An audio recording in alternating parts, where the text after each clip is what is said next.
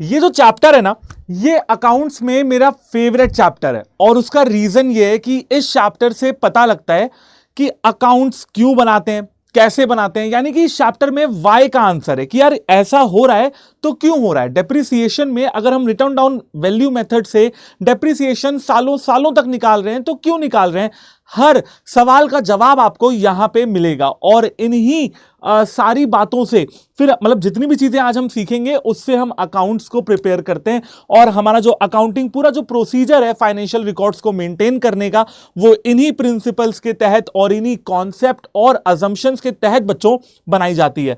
तो आप सबका स्वागत है एकाग्रता सीए फाउंडेशन के चैनल पे। आज हम लोग करने वाले हैं अपनी अकाउंटिंग का यूनिट 2। आप कह सकते हो कि आज हम लोग करने वाले हैं अकाउंटिंग के प्रिंसिपल, कंसेप्ट और अजम्पशंस बहुत ही बढ़िया तरीके से। तो चलिए शुरू करते हैं। देखो, सबसे पहली बात ये कि जब मैं बात करता हूं कंसेप्ट की, तो यार ये कंसेप्ट होता क्या है। अब आप लोगों में से बहुत सारे बच्चों को दिक्कत आती होगी कि सर कंसेप्ट क्या है, अजम्पशन क्या होते हैं, प्रिंसिपल क्या होते हैं। तो कोई टेंशन मत लेना, मैं आपको समझाता हूं। देखो, अकाउंटिंग कंसेप्ट जो होते हैं बेटा, वो अजम्पशंस को डिफाइन करते हैं। सर अब ये अजम्पशंस क्या होते हैं। अब देखो, अजम्पशन क्या है कि मान लो मैं ऑफिस से या मैं स्कूल या कॉलेज से रात में घर जा रहा हूं और बहुत तेज हवा चल रही है, बहुत तेज हवा चल रही है, और अब मैंने माना है कि यार हो सकता है कि आज रात में बारिश हो जाए और ठंडी भी बढ़ गई है, ठंडक जो है वो बढ़ गई है मौसम में। तो मैं ये सोच रहा हूं कि हो सकता है कि आज रात में बारिश हो जाए। अब ये मेरा अजम्पशन है, हो सकता है बारिश हो जाए, मे और मे नॉट बी। तो बेटा इन अजम्पशंस को आप फॉलो करते हो अकाउंटिंग करते समय, फाइनेंशियल रिकॉर्ड्स को मेंटेन करते समय। तो मे और मे नॉट बी वाला इसमें सीन होता है, या तो करो या तो मत करो, करो तो इन्फॉर्म कर दो, ना करो तो इन्फॉर्म कर दो। On the basis of which financial statements of a business entity are prepared। Simple language में लिखा है, कुछ भी डिफिकल्ट नहीं है। assumptions का मतलब बता दिया। इन्हीं assumptions के बेसिस पे, इन्हीं assumptions को नींव बना के हम लोग पूरे फाइनेंशियल रिकॉर्ड्स को मेंटेन करते हैं। ओके की रिपोर्ट आगे देखो। Certain concepts are perceived. कुछ कंसेप्ट हैं जो हम पहले से सोच के रखते हैं, कुछ को अज्यूम करते हैं और कुछ को उसके बाद एक्सेप्ट कर लेते हैं अकाउंटिंग के अंदर। और बेटा हम ये सब क्यों कर रहे हैं, ताकि भाई जो अकाउंटिंग, अब देखो इंडिया में ICAI अकाउंटिंग के सारे रूल्स वगैरह निकाल रही है ना, ओके की रिपोर्ट है। बाहर की कंट्रीज में कोई और निकाल रहा होगा, तो कम से कम चलो बाहर से कंपेयर नहीं करते हैं, बट इंडिया में तो अकाउंट्स एक जैसे बने ना, भारत में तो एक जैसे बने ना। तो बेटा ये जो कंसेप्ट है इनके तहत आपको अकाउंट्स बनाना होता है, ताकि एक यूनिफाइड स्ट्रक्चर अकाउंट्स, एक यूनिफाइड स्ट्रक्चर में अकाउंट्स को हम प्रिपेयर कर सकें। ठीक है। The word concept means idea और नोशन। भैया कंसेप्ट का मतलब क्या होता है, आइडिया या नोशन, कि भाई मेरे को एक आइडिया आया। और जो कंसेप्ट है ना बेटा, वो आइडिया कंसेप्ट कब बनता है, जब उस आइडिया का यूनिवर्सल एप्लीकेशन होता है। कि भाई मैं अगर कहूं कि भैया इंडिया में हम उसको पूरी तरीके से अप्लाई कर पा रहे हैं अपने आइडिया को, तो बच्चों उसे हम कंसेप्ट कहते हैं। ठीक है। Financial transactions are interpreted in the light of the concept which govern accounting method. Simple सी बात है यार, फाइनेंशियल ट्रांजैक्शन जो भी तुम रिकॉर्ड करोगे अपने फाइनेंशियल बुक्स में, वो इन्हीं कॉन्सेप्ट के बेसिस पे करोगे। Concept are those basic assumptions and conditions which form the basis upon which the accounting has been led. Simple है यार, 5 लाइनों में ना घुमा फिरा के वही बातें हैं कि भैया अकाउंटिंग कंसेप्ट के हिसाब से ही आपको अपने फाइनेंशियल रिकॉर्ड्स बनाने होते हैं। लेकिन सर अब ये प्रिंसिपल क्या होते हैं बेटा, अब कंसेप्ट आपने समझ लिए है ना, जिनसे असम्पशन निकलते हैं। पहले आइडिया आया, फिर कंसेप्ट आया, फिर असम्पशंस आ गए। ओके, अब सुनो प्रिंसिपल्स क्या होते हैं बेटा। प्रिंसिपल सिंपल है कि यार ये एक बेसिक थ्योरी है जो आपको फॉलो करनी है। डॉक्ट्रिन्स, अब सुनो, डॉक्ट्राइन कहते हैं, डॉक्ट्रिन्स कहते हैं। अब सुनो, डॉक्टर की वाइफ की बात नहीं हो रही है यहां पे, डॉक्ट्राइन की बात नहीं हो रही है। डॉक्ट्राइन क्या है, अगर आपने हिस्ट्री पढ़ी है अच्छे से, थोड़ा हिस्ट्री से कनेक्ट कर लो, हिस्ट्री पढ़ी है तो बेटा रानी लक्ष्मीबाई जो कि झांसी की रानी थी, है ना, अब उनके साथ जो आप कह सकते हो जो ब्रिटिश अंपायर था ना, उन्होंने एक तरीके का धोखा किया था। धोखा ये था कि जब देखा उन्होंने कि यार वो किसी और की संतान को झांसी का राजा बनाना चाहती हैं, राजकुमार बनाना चाहती हैं, तो ब्रिटिश अंपायर क्या, मतलब ईस्ट इंडिया कंपनी ने क्या कर दिया, एक डॉक्ट्राइन ऑफ लैप्स ले आए, डॉक्ट्राइन ऑफ लैप्स। और उस लैप्स के डॉक्ट्राइन के तहत अगर किसी राजा या रानी या महारानी के अपने कोई बेटा या बेटी, जिसको आप लोग सगा बेटा या बेटी कह रहे हो, तो वो नहीं है, तो वो जो थ्रोन है, वो जो राज्य है, वो ब्रिटिश अंपायर को चला जाएगा। और झांसी की रानी के साथ ऐसा ही हुआ। ठीक है। और इसकी वजह से फिर आप जानते हो भाई कि युद्ध हुआ, है ना। तो डॉक्ट्राइन मतलब कि ये चीज है, ऐसा फॉलो करना पड़ेगा। तो ब्रिटिश अंपायर ने डॉक्ट्राइन निकाल दिया और फिर उसके बाद ऐसा करने को बोला। ठीक है, बट उन्होंने किया नहीं, वो एक अलग बात है। अकाउंटिंग प्रिंसिपल्स की बात कर लेते हैं। ये बेटा डॉक्ट्राइन्स हैं, ये मतलब मानने पड़ेंगे, associated with the theory and procedures of accounting. इनमें क्या लिखा हुआ है सर? अकाउंटिंग प्रिंसिपल में क्या लिखा हुआ है बेटा? अकाउंटिंग प्रिंसिपल्स में अकाउंटिंग की थ्योरी और प्रोसीजर्स लिखे गए हैं, ऐसी चीजें लिखी गई हैं जिसके द्वारा आप अकाउंटिंग करते हो, करंट प्रैक्टिसेस करते हो, है ना, जो भी आप अकाउंटिंग करते हो तो इन्हीं के बेसिस पे आप करते हो। ओके अच्छा, कुछ बातें और लिखी गई हैं, देखो क्या क्या है। They should be based on real assumption, जो भी आप अजम्पशन बनाए, है ना, उन्हीं के बेसिस पे आप प्रिंसिपल बनाओगे। They must be simple, understandable and explanatory. तो भैया हमारे जो प्रिंसिपल हैं वो सिंपल हैं, आसान हैं, आसानी से आप उनको समझ सकते हो और खुद को एक्सप्लेन करने वाले हैं। यानी कि ऐसा नहीं है कि भैया आप अगर पढ़ोगे तो आपको समझ में नहीं आएंगे, बड़े इजीली समझ में आएंगे। अच्छा, तीसरी चीज अकाउंटिंग के प्रिंसिपल्स को कंसिस्टेंटली फॉलो करना है, यानी कि लंबे समय तक फॉलो करना है। ओके, इसके अलावा बेटा फ्यूचर प्रेडिक्शंस का भी ध्यान रखना है, प्रोविजन वगैरह का ध्यान रखना है, ठीक है। और they should be informational for the users. और बेटा जो प्रिंसिपल्स हैं जिनको फॉलो करके आप अकाउंटिंग रिकॉर्ड्स बना रहे हो वो यूजर्स को भी पता होने चाहिए। सर ये यूजर्स कौन होते हैं? बेटा अकाउंटिंग इंफॉर्मेशन के यूजर्स कौन होते हैं, ये मेरे प्यारे बच्चों मैं आपको ऑलरेडी फर्स्ट वाले वन शॉट में पढ़ा चुका हूं, तो जाके वहां से भी आप कवर कर सकते हो। और बेटा थर्ड आते हैं कन्वेंशंस। अब देखो अकाउंटिंग प्रैक्टिसेस जब लंबे समय से चलती आती हैं देन निकलते हैं कन्वेंशंस, जिनको अकाउंटिंग के प्रिंसिपल्स भी बोला जाता है। और बेटा ये जो वेरियस ऑर्गेनाइजेशंस है ना, कोई ऑर्गेनाइजेशन प्रॉफिट ऑर्गेनाइजेशन है, कोई नॉन फॉर प्रॉफिट है, रिलायंस है, अडानी है ना, या टाटा बिरला, जितनी भी ऑर्गेनाइजेशंस आपने नाम सुना है उनको, या स्टार्टअप्स हैं, वो इन अकाउंटिंग कन्वेंशंस को फॉलो कर रहे हैं, अकाउंटिंग प्रिंसिपल्स को फॉलो कर रहे हैं, फिर अपनी अकाउंटिंग प्रैक्टिसेस कर रहे हैं over a period of time. यानी कि लंबे समय तक वो एक ही अकाउंटिंग प्रिंसिपल, एक ही अकाउंटिंग कन्वेंशन को, बेटा कन्वेंशन वो चीज होती है ना जो लंबे समय तक फॉलो की जा रही हो, उसे कन्वेंशन कहते हैं। These conventions are derived by usage and practice. तो धीरे धीरे जब आप अकाउंटिंग करते हो, तो लंबे समय तक जब आप अकाउंटिंग करते हो ना, तो उसे हम क्या कह देते हैं? कन्वेंशंस कह देते हैं, सेम अकाउंटिंग मेथड या सेम अकाउंटिंग प्रोसीजर से। खैर चलिए आगे बढ़ते हैं। अगर बात करते हैं फंडामेंटल अकाउंटिंग अजम्पशन की, तो बच्चा जी सुनिएगा बात को। अजम्पशन की बात कर रहे हैं, अजम्पशन यानी कि ऐसा मान लो, बस मानने के लिए कह रहे हैं। और मानने के लिए तीन बातें फंडामेंटल हैं, क्या है? Number 1 going concern, number 2 consistency assumption, और नंबर 3 अक्रूवल। चलिए एक एक करते जो है इन सारी बातों को हम लोग समझते हैं। तो यहां से आपका जो चैप्टर है वो स्टार्ट होता है। अभी तक आपने इंट्रोडक्शन समझा, अजम्पशन, कंसेप्ट, कन्वेंशंस और प्रिंसिपल्स क्या होते हैं। तो अब हम लोग अजम्पशंस को डिस्कस करने वाले हैं। बच्चों एक बात बताता हूं आपको, मैं यहाँ पे ना थोड़ा सा थ्योरेटिकली लिख के भी लाया हूं। वो मैं इस वजह से लिख के लाया हूं क्योंकि मैं चाहता हूं कि आप लोग कम से कम इतना तो पढ़ ही लो कि अगर 4-5 नंबर में कोई क्वेश्चन आ जाए। ध्यान रखिएगा, अभी आप देखो, अभी आरटीपी आई हुई है ना, अभी आप देखो, अभी आरटीपी आई हुई है, और बेटा आरटीपी में आपको शॉर्ट नोट्स एक्सप्लेन करने के लिए बोले गए। और बेटा शॉर्ट नोट्स में तो फिर आईसीएआई आपको इंस्टीट्यूट कुछ भी दे सकता है, तो शॉर्ट नोट्स में तो ये अजम्पशंस या ये कंसेप्ट भी पूछे जा सकते हैं। तो आप क्या लिख के आओगे, सोचो। अब आप कहोगे सर ऐसा नहीं हो सकता, ऐसा बिल्कुल नहीं होता है बेटा। क्वेश्चन नंबर 6 के पार्ट नंबर बी में ध्यान रखिएगा, बताता हूं। क्वेश्चन नंबर 1 का जो आपका फाउंडेशन का पेपर आएगा उसमें पार्ट बी और पार्ट सी में थ्योरी पूछी जा सकती है, और क्वेश्चन नंबर 6 के पार्ट बी में भी आपसे थ्योरी पूछी जा सकती है। डन है ना मामला? आप प्रीवियस ईयर के पेपर्स उठा के देख सकते हो। तो मैं यहाँ पे लिख के इस वजह से लाया हूं। कुछ बच्चे सोच रहे होंगे सर ये कौन पढ़ेगा बैठ के। भैया पढ़ना पड़ेगा, ये नहीं है कि हम चॉइस नहीं है आपके पास कि यार आप उसको टाल दोगे। पढ़ना पड़ेगा, रीड करना पड़ेगा। रीड इसलिए करवा रहा हूं ताकि आपके पास कंटेंट हो जाए लिखने के लिए। कई बार बच्चे कंसेप्ट तो समझ लेते हैं मगर लिखने के लिए कंटेंट ही नहीं रहता। अरे लिखूं क्या, समझ में तो आ गया गोइंग कंसर्न होता क्या, बट लिखूं क्या, अंग्रेजी कौन सी यूज करूं। इस समस्या से पार पाने के लिए समझते हैं और फिर पढ़ते हैं। तो पहला बेटा गोइंग कंसर्न अजम्पशन। देखो यहां पे ये कहा जा रहा है कि ऐसा मान के चलिए कि आपकी जो कंपनी है, आपकी जो इंडस्ट्री फर्म है, वो आगे आने वाले लंबे समय तक बंद नहीं होने वाली है। आप अपने ऑपरेशंस को लंबे समय तक चलाते जाओगे, बस यही चीज लिखी हुई है ना। क्या बोला जा रहा है भाई? लंबे समय तक चलाते जाओगे, इन द फोर्सिएबल फ्यूचर। जब तक आप फ्यूचर देख रहे हो तब तक आप कंपनी चलाओगे अपनी। अच्छा एक बात बताओ, तुम एक बिजनेस स्टार्ट करोगे तो तुम क्या ये सोच के करोगे कि 2 साल में बंद कर दूंगा? नहीं ना, नहीं ना।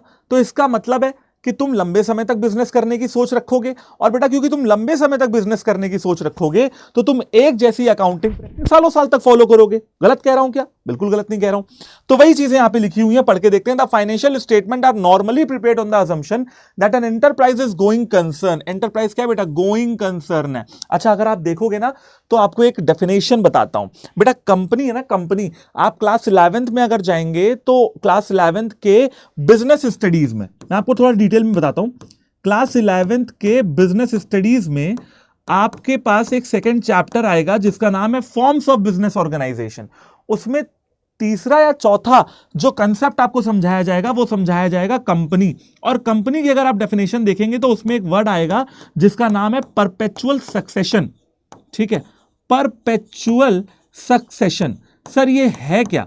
बेटा इसका मतलब होता है कि, ध्यान से सुनिएगा, वैसे कंपनी की डेफिनेशन क्या है? Company is a artificial legal person having a perpetual succession, separate legal entity from its owners, है ना, and have a common seal. ये होती है कंपनी की पूरी डेफिनेशन। लेकिन इस परपेचुअल सक्सेशन वर्ड का मतलब बेटा ये, आप सोचो अभी हाल फिलहाल में टाटा कंपनी, है ना, वैसे टाटा कंपनी की जो जड़ है वो किसने रखी थी? सबको पता है, जमशेद जी टाटा ने। फिर रतन टाटा जी जो कि बहुत ही महान मतलब कह सकते हैं व्यक्ति रहे हैं, अभी उनका देहांत हो गया।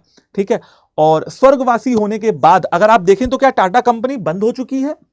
क्या बंद हो चुकी है रतन टाटा जी के जाने के बाद? नहीं बंद हुई है, कोई और चला रहा है। कंपनी चलती रहेगी। The founders may come and go but company will continue to survive, है ना, वो चलती रहेगी भैया। परपेचुअल सक्सेशन का यही मतलब होता है। आप समझ रहे हो मेरी बात?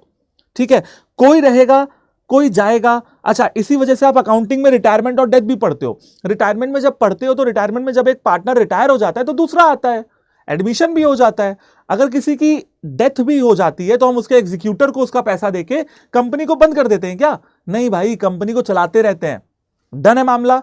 सेट? समझ में आया बात कि कंपनी बंद नहीं होने वाली है। You will continue your operations, आप अपने बिजनेस के ऑपरेशंस को बिल्कुल कंटिन्यू करोगे फॉर द फोरसीएबल फ्यूचर, और उसी हिसाब से आप अकाउंटिंग करोगे।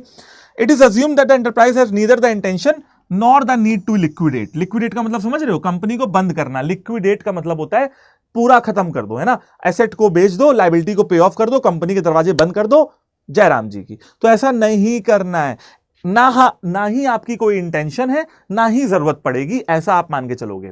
ठीक है, और बेटा अगर आप देखो, सोचो तो बिजनेस एंटिटी में जो आप एसेट की वैल्यूएशन कर रहे हो सालों साल तक, वो इसी अजम्पशन के बेसिस पे कर रहे हो। अगर ये सोचोगे कि 2 साल में कंपनी बंद हो जाएगी तो एसेट की ट्रू वैल्यू कहां निकाल पाओगे? बोलो सही बात है कि नहीं? बिल्कुल। तो बेटा पहला अजम्पशन आपने पढ़ लिया, गोइंग कंसर्न। दूसरा अजम्पशन पढ़ते हैं, कंसिस्टेंसी अजम्पशन। बस कंसिस्टेंसी क्या होती है? कंसिस्टेंसी वो चीज होती है कि आप भाई लंबे समय तक एक ही चीज को फॉलो कर रहे हो, यही तो होती है कंसिस्टेंसी। हम टीचर्स बच्चों को क्या कहते हैं कि भाई देख, पढ़ना है तो पढ़, नहीं पढ़ना है तो मत पढ़, जो भी कर कंसिस्टेंसी से कर। तेरा पढ़ने का मन नहीं है, फुटबॉल खेलने का मन है, जा फुटबॉल खेल, लेकिन फिर फुटबॉल खेल ले अच्छे से, जब मन भर जाएगा तब पढ़ लियो। यही बोलते हैं ना कि भाई पढ़ने का मन है तो प्लीज पढ़ लो, है ना, फिर दिमाग मत भटकाओ। फोन चलाना है, मैं तो हमेशा ही कहता हूं, फोन चलाना है, फोन चला लो, चलो 1 घंटा 2 घंटा फोन चला लो, जब मन भर जाए तो पढ़ने बैठना। कंसिस्टेंसी क्या होती है? लंबे समय तक एक ही शेड्यूल को फॉलो करना। सही बात है। अकाउंटिंग में कंसिस्टेंसी का क्या मतलब है? लंबे समय तक एक ही अकाउंटिंग पॉलिसी, एक ही अकाउंटिंग प्रैक्टिसेस से अपने फाइनेंशियल रिकॉर्ड्स को बनाना। Simple. In order to achieve comparability. अब देखो बेटा, अगर आप चाहते हो कि आपके फाइनेंशियल स्टेटमेंट को आप कंपेयर कर पाओ पिछले साल से, तो वो कब कर पाओगे? जब आप कंसिस्टेंटली फॉलो करोगे अकाउंटिंग पॉलिसीज को from one period to another. ठीक है ना, अकाउंटिंग पॉलिसीज को जब आप फॉलो करोगे from one period to another. लेकिन बेटा ध्यान से, अब आप कहोगे सर क्या हम कभी भी अकाउंटिंग पॉलिसी में चेंज ही नहीं कर सकते हैं? ध्यान से सुनिएगा बेटा, प्रीवियस ईयर का क्वेश्चन आया है, मैं नहीं कह रहा हूं कि भैया मैंने डाला है, ठीक है, इंस्टीट्यूट ने डाला है। प्रीवियस ईयर के पेपर उठा के देख लीजिए, सितंबर और जून के, ये क्वेश्चन आपको दिख जाएगा। और इसके अलावा आरटीपी में यही क्वेश्चन पूछा जा चुका है मई 2025 में। क्या क्वेश्चन है बेटा कि कंसिस्टेंसी असम्पशन तो मानोगे, लेकिन कब नहीं मानोगे, ये बताओ। एक्सेप्शन क्या है कंसिस्टेंसी असम्पशन के? 2 एक्सेप्शन आपको लिख के आने थे। क्या क्या लिख के आना है, ध्यान से सुनिएगा। नंबर 1 बेटा, अगर कोई कानून कहे, है ना, या अगर कोई स्टैट्यूट कहे कि भैया चेंज कर दो, जाके चेंज कर दो अपनी अकाउंटिंग पॉलिसी, कोई ऐसा कानून कहता है, कोई ऐसा स्टैट्यूट कहता है, ठीक है, या कोई आप कह सकते हो लीगल प्रोविजन कहता है आपसे कि भैया जाके चेंज कर लो, तो बच्चों आपको चेंज करना पड़ेगा। बोलो यस और नो। Yes sir. दूसरा समझिएगा, कब और चेंज कर सकते हो, है ना।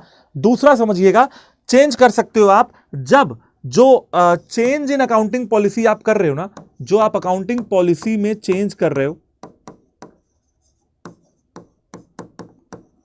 तो उससे रिजल्ट क्या मिल रहा है, will result in more fair, correct, true representation of financial records. Representation of financial records. नहीं समझे बात को? नहीं सर हम तो नहीं समझे, आप ही समझाओ। मैं समझा देता हूं। देखो ये लिखा हुआ है बेटा, ये मैंने लिखा है यहां पे कि भैया अकाउंटिंग पॉलिसी को चेंज कब करना पड़ेगा। अकाउंटिंग पॉलिसी को चेंज तब करना पड़ेगा या तो कोई कानून कहे, कोई स्टैट्यूट कहे। दूसरा, अकाउंटिंग पॉलिसी में चेंज करना जरूरी हो जाए जब आपको अपने फाइनेंशियल रिकॉर्ड्स को और बेहतर तरीके से और ट्रू एंड फेयर तरीके से रिप्रेजेंट करना हो। लेकिन इसका मतलब ये नहीं कि अकाउंटिंग पॉलिसी बार बार चेंज ही करते रहोगे। भैया एक बार चेंज कर लो और फिर लंबे समय तक वही फॉलो करो, ऐसा बोला जा रहा है। That's all. चेंज कर सकते हो, उसमें कोई दिक्कत वाली बात नहीं आएगी।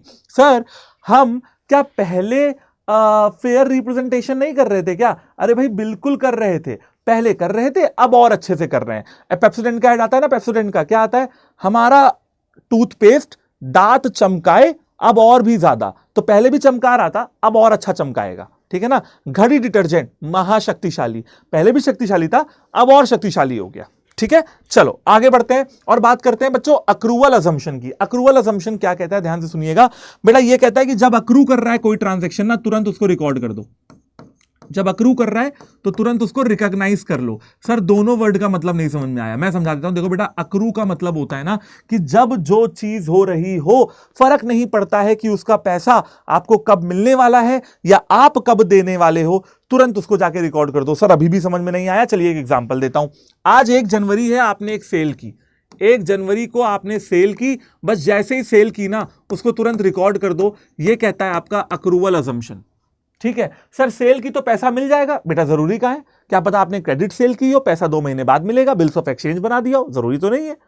सही बात है कि नहीं? जरूरी तो नहीं है। तो आपको क्या करना है, तुरंत रिकॉर्ड कर देना है। That is accrual assumption. हां, अगर आप कैश आने पे रिकॉर्ड कर रहे हो तो आपको मेंशन करना पड़ेगा कि हाँ भैया मैं तो कैश का अजम्पशन मान के चल रहा हूं कि जब मेरे पास कैश आएगा भैया जी तब मैं रिकॉर्ड करूंगा। सिंपल बात है। तो अक्रूवल और कैश समझ में आ गया होगा। चलिए आगे देखते हैं। Under accrual concept the effects of transaction, क्या बोला जा रहा है, and other events are recognised on mercantile basis when they occur.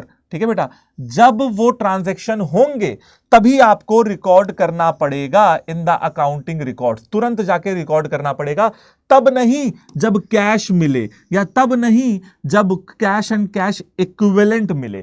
Cash मिले वो एक अलग बात है, तब का तब देखा जाएगा। दूसरा, inform users not only of past event involve the payment and receipt of cash. अच्छा एक चीज और बेटा, जो हमारे यूजर्स है ना, यूजर्स बोले तो फाइनेंशियल रिकॉर्ड्स के यूजर्स, उनको यह भी पता लगता है कि भैया पहले क्या क्या इवेंट्स हुए थे regarding payment and receipt of cash. समझ रहे हो कि भैया आज मान लो तारीख है 31 मार्च, तो हमको पता रहेगा कि 1 जनवरी को बेचे थे सामान, क्योंकि हमने रिकॉर्ड कर दिया था। बिल्कुल क्लियर, सिंपल है ना, है ना, सिंपल है। और यह भी पता रहेगा कि आगे क्या पे करना है। एग्जांपल बताऊं, मान लो 1 जनवरी को आपने परचेज किया था, है ना। एग्जांपल ले लेते हैं, आपने 1 जनवरी को परचेज किया था, तो बेटा परचेज किया था तो पैसा देना पड़ेगा। अब मान लो पैसा देना है 2 महीने बाद, तो पता लग गया ना बेटा, पता लग गया ना कि 2 महीने बाद पैसा देना है। इसका क्या मतलब है कि फ्यूचर में आप अगर कैश पे करने वाले हो तो वो भी पता लग जाएगा, फ्यूचर में आपको अगर पैसा मिलने वाला है तो वो भी पता लग जाएगा अक्रूवल अजम्पशन के द्वारा। और मेरे प्यारे बच्चों, इस तरह से आपके जो 3 फंडामेंटल अजम्पशन है वो फिनिश होते हैं। चलिए, एंड बी पेशेंट। बेटा बहुत छोटा सा चैप्टर है, ज्यादा कुछ नहीं है इस चैप्टर में, तो अपन धीरे धीरे सारी चीजें जो है कवर कर लेंगे। अगर आप ये चार्ट देखोगे, ठीक है, आप देखो इसमें आपने अक्रूवल पढ़ लिया, इसमें आपने और क्या क्या पढ़ा, हां अरे लो, गोइंग कंसर्न पढ़ा, उसके बाद कंसिस्टेंसी और अक्रूवल, है ना। तो आपने गोइंग कंसर्न पढ़ लिया, कहां लिखा है भाई गोइंग कंसर्न, हाँ गोइंग कंसर्न, और आपने कंसिस्टेंसी पढ़ लिया। ये 3 चीजें आपने पढ़ ली हैं, बाकी की चीजें हम लोग पढ़ेंगे। तो शुरू करते हैं। ये हमारे अकाउंटिंग के कंसेप्ट है। सबसे पहला आता है बेटा एंटिटी कंसेप्ट। ध्यान से सुनना, ये जो मेरे पीछे लिखा है ये छोड़ो, पहले जो मैं बोल रहा हूं वो समझो। एंटिटी कंसेप्ट में ये कहा जाता है कि भैया ओनर अलग है ना, ओनर अलग है और कंपनी अलग है। Owner has distinct identity from the company and company has its own distinct identity from the owner। Owner अलग है, कंपनी जो ओनर ने शुरू की है वो अलग है, और बेटा इसी वजह से कंपनी को एक सेपरेट लीगल एंटिटी बोला जाता है, सेपरेट लीगल एंटिटी बोला जाता है, और इसी वजह से कंपनी को आर्टिफिशियल लीगल पर्सन भी बोला जाता है। मेरे प्यारे बच्चों समझ रहे हो ना, और ये कंपनी की डेफिनेशन में ही लिखा हुआ है, मैं कोई अलग से ज्ञान नहीं बता रहा हूं आपको, अमेरिका लंदन का ज्ञान नहीं बता रहा हूं, ये कंपनी की डेफिनेशन में लिखा हुआ है, आप पढ़ के देख सकते हो कंपनीज एक्ट में, आपने बिजनेस स्टडीज में, कि कंपनी क्या है जी, एक सेपरेट लीगल एंटिटी है जी। सेपरेट लीगल एंटिटी मतलब ओनर से वास्ता नहीं है कंपनी का, समझ गए सर। इसका मतलब अगर ओनर ने कंपनी को पैसा दिया तो वो ओनर का नहीं माना जाएगा, तो वो ओनर का ही माना जाएगा, लेकिन कंपनी की लायबिलिटी क्या लिखते हो, ध्यान से सुनो, तुम लोग लायबिलिटी बनाते हो ना, लायबिलिटी अमाउंट, एसेट अमाउंट। बेटा लायबिलिटी में, बैलेंस शीट में जब आप लायबिलिटी बनाते हो तो लायबिलिटी में सबसे पहली चीज क्या डालते हो, कैपिटल। अरे काहे की कैपिटल, बेटा ये ओनर की ही तो कैपिटल है जो डालते हो, यानी कि जो ओनर पैसा लगाता है वो कंपनी के लिए लायबिलिटी है, सर पे बोझ है। क्यों? क्योंकि कंपनी को वो पैसा वापस भी तो करना पड़ेगा ओनर को, और इसी वजह से कंपनी ओनर को क्या देती है मेरे प्यारे बच्चों, इंटरेस्ट ऑन कैपिटल भी देती है, कि भाई तूने कैपिटल, मैंने अपनी कंपनी में कैपिटल लगाई तो मैं अपनी कंपनी से इंटरेस्ट लूंगा उसके बदले। ओके की रिपोर्ट। हाँ, इसी तरीके से अगर मेरे प्यारे बच्चों ओनर ने कंपनी से पैसा लिया है पर्सनल यूज के लिए, तो वो ऐसा नहीं है कि यार चल तेरी मेरी कंपनी, इसका मतलब ये नहीं कि मैं पैसा खींचता रहूंगा, ये नहीं है इसका मतलब, पैसा वापस करना पड़ेगा। और इसी वजह से कैपिटल में से बेटा ड्रॉइंग माइनस करते हैं, बोलो यस और नो, बिल्कुल वापस करते हैं बेटा, ड्रॉइंग माइनस कर देते हैं कैपिटल में से, और इसके बदले में ओनर को, कंपनी को बेटा इंटरेस्ट ऑन ड्रॉइंग भी देनी पड़ती है मेरे प्यारे बच्चों, है ना। पैसा निकाले हो तो इंटरेस्ट दो, पैसा डालने पे इंटरेस्ट ऑन कैपिटल ले रहे हो, पैसा निकालने पे इंटरेस्ट ऑन ड्रॉइंग देनी पड़ेगी। एंटिटी कंसेप्ट आपको यही समझ में आ गया होगा, 100% श्योर हूं मैं। अगर दिक्कत हो तो अभी कमेंट कर देना।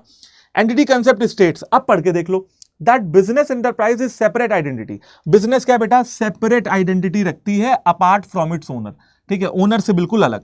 Accountant should treat a business a distinct from it owners. Accountant को बिजनेस को एक डिस्टिंक्ट आइडेंटिटी मान के चलना चाहिए। Business transactions are recorded in the books of account and owner transaction in his personal. क्या बोला जा रहा है बेटा, कि जो बिजनेस के होने वाले ट्रांजैक्शंस है ना वो बिजनेस में रिकॉर्ड करो, और जो ओनर के ट्रांजैक्शन है वो उसके पर्सनल बुक्स में रिकॉर्ड कर दो। यही बोला जा रहा है, क्या गलत बोला जा रहा है, सही तो बोल रहे हैं। आगे देखिए, एंटिटी कंसेप्ट से ही पता लगता है कि भैया ओनर ने लायबिलिटी कितना कैपिटल लगाया है, यानी कि कंपनी को कितना कैपिटल देना बचा है। How much amount of the money, how much amount of the money is due to the owner, इसको क्या बोलते हैं, capital, in the form of his capital. और बेटा एंटिटी ही कंसेप्ट से पता लगता है कि कितना पैसा ओनर को ओनर लायबल है, ठीक है ना, जिसको हम लोग क्या कहते हैं जी, ड्रॉइंग कहते हैं जी। और सर एक बात बताइए, तो ओनर, अब सवाल यह आता है ना, जब मैं स्टूडेंट था तो मेरे मन में सवाल यह आता था ना, तो सर पैसा लगाया वो ठीक है, पैसा निकाला वो भी ठीक है, एक बात नहीं समझ में आई, प्रॉफिट भी तो लेगा, कुछ कमाएगा कि नहीं कमाएगा, बिल्कुल कमाएगा बेटा, क्योंकि वो अपना बेशकीमती धन लगा रहा है, क्योंकि वो इतना रिस्क उठा रहा है, जिसको रिस्क कैपिटल भी बोला जाता है, तो वो कंपनी से प्रॉफिट उठाएगा, प्रॉफिट उसका है, चलो ठीक है, इतना तो लेगा ही भैया, बिजनेस कर रहा है तो प्रॉफिट तो लेगा। इसे कहते हैं बेटा एंटिटी कंसेप्ट, जिसको आप लोग बिजनेस एंटिटी कंसेप्ट भी कहते हो। आगे बढ़ते हैं मेरे प्यारे बच्चों, मनी मेजरमेंट कंसेप्ट।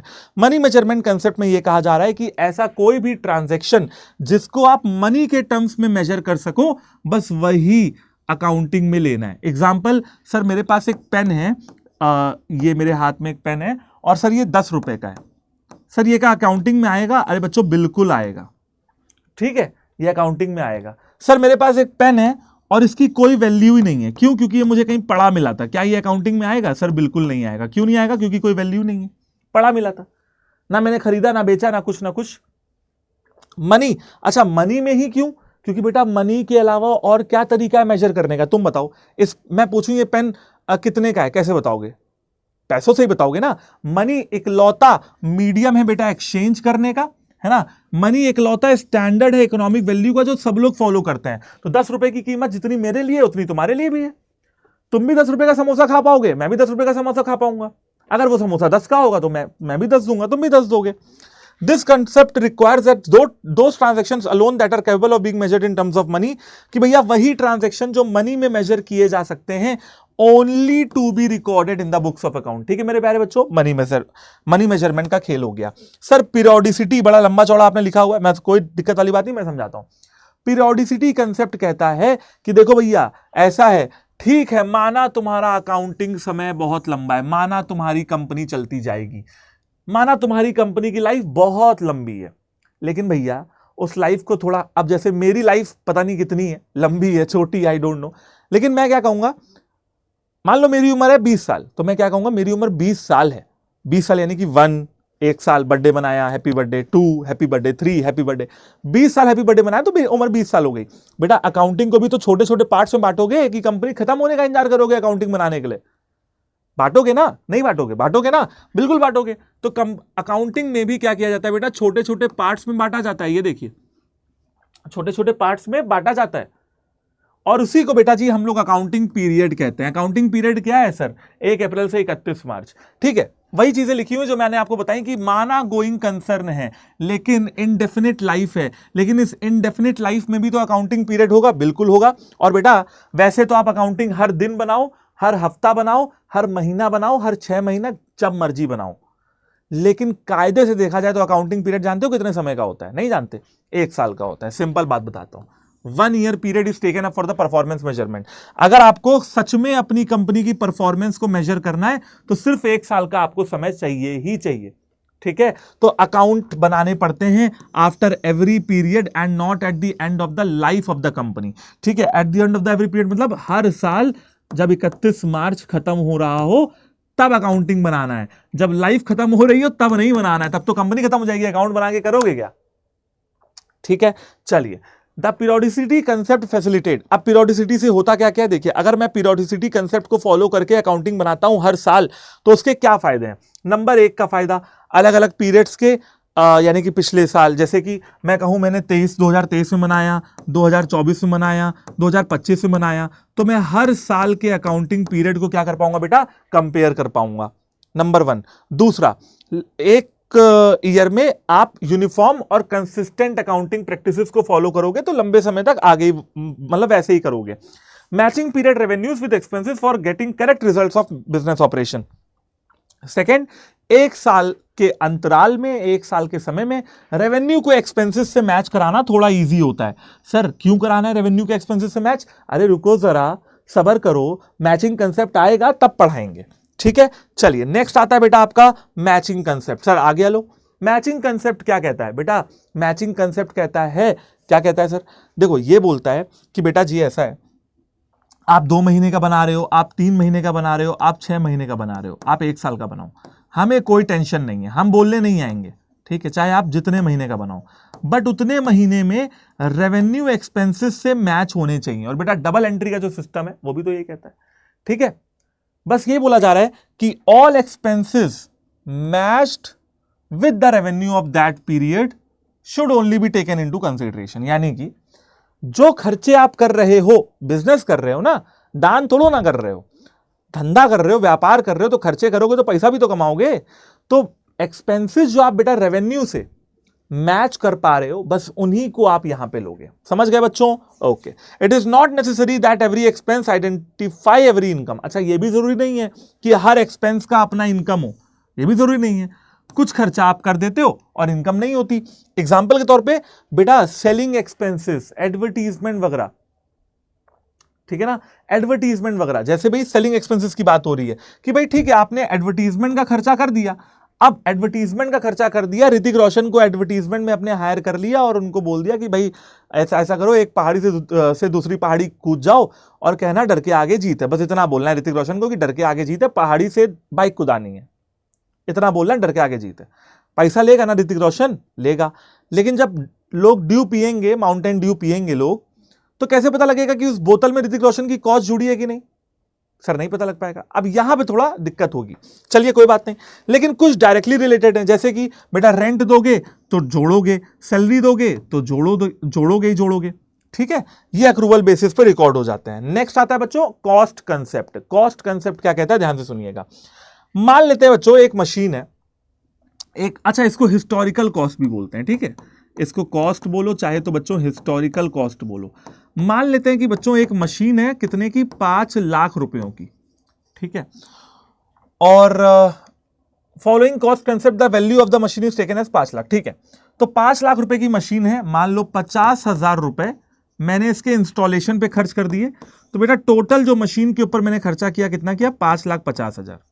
अच्छा बेटा कब किया, जब ये, अच्छा मशीन नहीं है, मान लो ये लैंड है, मान लो ये जमीन है, तो ये जमीन मेरे दादाजी ने ली थी 1990 में, मान लो एग्जाम्पल, ठीक है। आज इस जमीन की वैल्यू हो गई है कितनी, मान लो 25 लाख हो गई है, मान लो 25 लाख हो गई है इस जमीन की वैल्यू, पहले कितनी थी, 5.5 लाख थी, तो आज इस जमीन की वैल्यू 2025 में 25 लाख की हो गई है। तो बेटा कौन सा लोगे, कहोगे सर 2025 का लूंगा मैं तो, अरे नहीं भाई, यही तो बोला जा रहा है ना हिस्टोरिकल कॉस्ट में, कि अगर आपने एसेट लिया है तो आप उसकी हिस्टोरिकल कॉस्ट को रिकॉर्ड करोगे, यानी कि आप इसको रिकॉर्ड करोगे, उसको नहीं। और ये तो लैंड है, बढ़ेगी, लेकिन कुछ फिक्स एसेट फिर डेप्रिसिएशन भी लगेगा, तो डेप्रिसिएशन माइनस माइनस करते करते कहानी आगे बढ़ेगी। रियलाइजेशन कंसेप्ट क्या कहता है बेटा, रियलाइजेशन कंसेप्ट ये कहता है कि बेटा अकाउंटिंग का प्रिंसिपल ये है कि रेवेन्यू इज ओनली, ध्यान से सुनिएगा, इस लाइन में सब कुछ समझ जाओगे, revenue is only recognised when it is earned.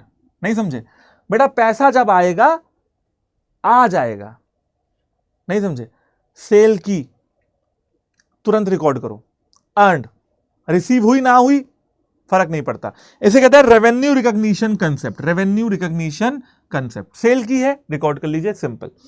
आगे देखते हैं बच्चों डुअल एस्पेक्ट कंसेप्ट क्या कहता है। बेटा डुअल एस्पेक्ट या डबल एंट्री का सिस्टम होता है बेटा, ये अकाउंटिंग की हार्ट और सोल होता है, समझे, हार्ट और सोल, दिलो जान बोलते हैं ना, तो ये अकाउंटिंग का हार्ट एंड सोल है। यहां पे ये कहा जा रहा है कि भैया double entry book keeping system इसी डुअल एस्पेक्ट के बेसिस पे चलती है। अगर डुअल एस्पेक्ट ना होता तो डबल एंट्री ना होती। क्या बोला जा रहा है बेटा कि हर ट्रांजैक्शन और हर इवेंट के 2 एस्पेक्ट होते हैं, यानी कि for every credit there must be a debit, समझे, हर क्रेडिट के लिए एक डेबिट का होना बहुत जरूरी है। सर एग्जांपल नहीं दिया आपने, देते हैं, देखिए चलिए, मैंने परचेज किए कुछ स्टॉक, है ना, स्टॉक परचेज किया, तो यानी कि मेरा एसेट बढ़ गया, एसेट मेरा बढ़ गया, लेकिन एक तरफ ये भी देखिए कि इस परचेज किया, खरीदा है, तो पैसा भी तो गया होगा, यानी कि कैश मेरा कम हो गया, कैश मेरा कम हो गया, यानी कि एक एसेट कम हो गया। तो एक तरफ क्रेडिट हुआ तो एक तरफ डेबिट हुआ। आप देखो, स्टॉक तो क्रेडिट हुए लेकिन कैश डेबिट हो गया, क्योंकि अगर सामान आया है तो पैसा भी तो गया है और दोनों एसेट है, समझ गए। तो every transaction we record must have a two fold effect. हर ट्रांजैक्शन जो हम रिकॉर्ड करते हैं उसके टू फोल्ड इफेक्ट होते हैं। It will be recorded in 2 places. This is core concept of the double entry system. ये बिल्कुल कोर कंसेप्ट है कि डेबिट के लिए क्रेडिट होगा, क्रेडिट के लिए डेबिट होगा। सिंपल, एक लाइन में बात समझिए, ठीक है जी, बढ़िया सर। अब आते हैं कंजर्वेटिज्म के प्रिंसिपल पे, जिसको हम लोग बच्चों प्रूडेंस का कंसेप्ट भी कहते हैं। तो बेटा मान लो ये मेरी बहन है, ये मेरी दीदी है, और है ना, इन्होंने सपना सजाया है क्या कि रक्षाबंधन आ रहा है और मेरा भाई मुझे बहुत ढेर सारा पैसा देगा रक्षाबंधन में। तो प्रूडेंस का कंसेप्ट समझा रहा हूं एग्जांपल के थ्रू, कंजर्वेटिज्म का कंसेप्ट भी कहते हैं। तो मेरी दीदी है, तो इन्होंने सपना सजा के रखा हुआ है कि रक्षाबंधन जब आएगा तो हर्ष आएगा और बहुत सारे पैसों के गिफ्ट्स लेके आएगा मेरे लिए, बहुत, है ना, ढेर सारे गिफ्ट लेके आएगा। और 2 चीजें हो सकती हैं। नंबर 1, ठीक है, मान लेते हैं कि मैं आऊं ही ना, मैं कुछ कहीं फंस गया, मैं आऊं ही ना। अब दीदी का जो है बेटा दिल बिल्कुल टूट जाएगा, ठीक है, दीदी का दिल टूट जाएगा, है ना, कि भैया पैसों का इतना सोचा था, पैसा वैसा मिलने वाला था, गिफ्ट मिलने वाले थे, दीदी ने सोचा था। अब दीदी का हार्ट ब्रेक हो गया कि भैया मेरा भाई तो आ ही नहीं पाया, ठीक है। ये गलती दीदी की है, मेरी तो है नहीं, ठीक है, मेरी क्या गलती यार, ये तो गलती दीदी की है कि उन्होंने दिमाग में इतना बना के रखा था कि मैं ये लाऊंगा वो लाऊंगा, मेरी तो है नहीं, ठीक है। अब तो जब मैं जाऊंगा तब लेके जाऊंगा उनके लिए। तो इसका मतलब दीदी को बहुत दुख होगा, बिल्कुल सर इस दुख से बचने का कुछ उपाय है सर? इसका मतलब एक्सपेक्टेशन हर्ट्स। सर हमने ये तो आप इंस्टाग्राम की रील की लाइन बता रहे हो, बिल्कुल। अगर आप एक्सपेक्टेशन किसी से करते हो तो वो हर्ट करती है। इसका एक और अकाउंटिंग में मतलब यह है कि कभी अपनी इनकम को एंटिसिपेट मत करो। सही बात है, बिल्कुल सही बात है, ठीक है। इनकम को कभी भी एंटिसिपेट मत करो। अब दीदी ने अगर सोचा ना होता तो दीदी का दिल ना टूटता, दीदी क्योंकि उम्मीदों से थी, है ना। इनकम एंटिसिपेट मत करो। दीदी क्योंकि उम्मीद लगा के बैठी थी तो दिल टूटा, ना उम्मीद होती ना दिल टूटता। बिल्कुल कभी भी आप इनकम को एंटिसिपेट मत करिए। अब सोचो मेरी दीदी ने कभी सोचा ही ना होता कि हर्ष आएगा और पैसा लाएगा, और मैं ना आता, तब भी उनका दिल ना टूटता। तो इसका मतलब अगर वो ये सोच के चलेंगे कि हर्ष नहीं ही आएगा और तब हर्ष आ जाए। अब सोचिए, अब मेरी दीदी ने सोचा है कि हर्ष नहीं आएगा, लेकिन मैं आ गया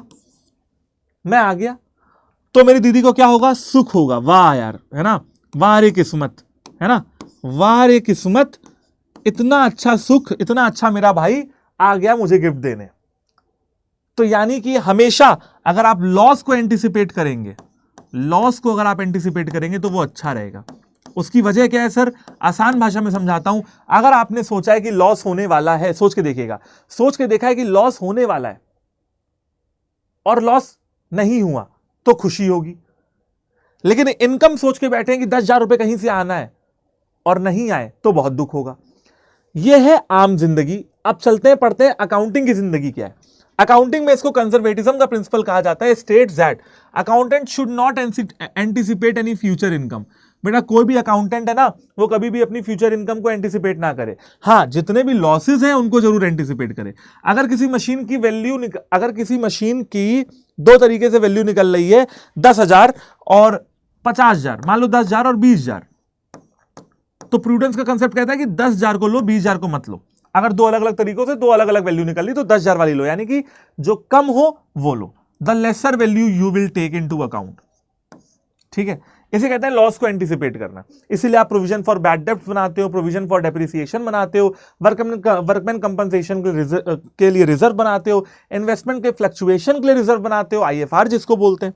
समझ गए सर? आगे बढ़िए, आगे आते हैं बेटा मटेरियलिटी के कंसेप्ट पे। अब देखिए मटेरियलिटी का कंसेप्ट क्या कहता है, एग्जांपल से समझिएगा। मैं कहता हूं कि मान लो 5,000 करोड़ रुपीस है, ये मटेरियल है आपके बिजनेस के लिए। 5,000 करोड़ मटेरियल है, बिल्कुल। 5,000 करोड़ .00001, अरे सर ये मटेरियल नहीं है। नंबर एक तो मटेरियल इमटेरियल क्या होता है ये आप समझ गए। अगर ये गलती से छूट भी जाए कोई बात नहीं यार, इतना बड़ा धंधा है, 5,000 करोड़ का 0.0000001 से क्या ही फर्क पड़ रहा है। ये इमटेरियल है, ये मटेरियल है। सर कैसी बात कर दी आपने, ये .0000001 भी तो मटेरियल है। 1 रुपए भी हम अपने बिजनेस में क्यों छोड़े? मैं ये नहीं कह रहा हूं छोड़ो, है ना, बट अगर गलती से इग्नोर हो जाए, कैलकुलेशन में दिक्कत आए, छोड़ सकते हो। चलो इससे भी नहीं समझे, दूसरा कंसेप्ट देता हूं बच्चों, दूसरा एग्जांपल देता हूं। एक है कंपनी ए और एक है कंपनी बी।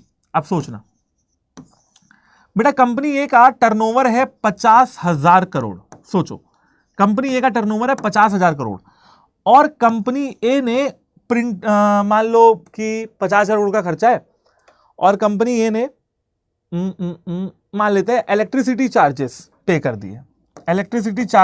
दिए, मान लो 50 करोड़ के।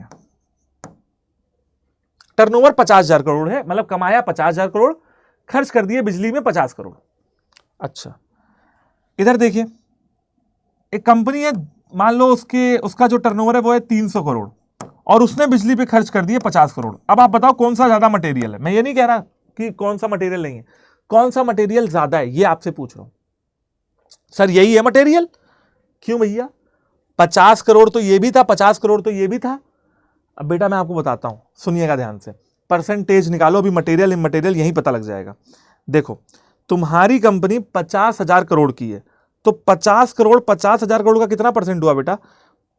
0.001। और 300 करोड़ की टर्नओवर है तो 50 करोड़ कितना हुआ? डिवाइड कर लीजिए, ठीक है, 16%, 16.66%।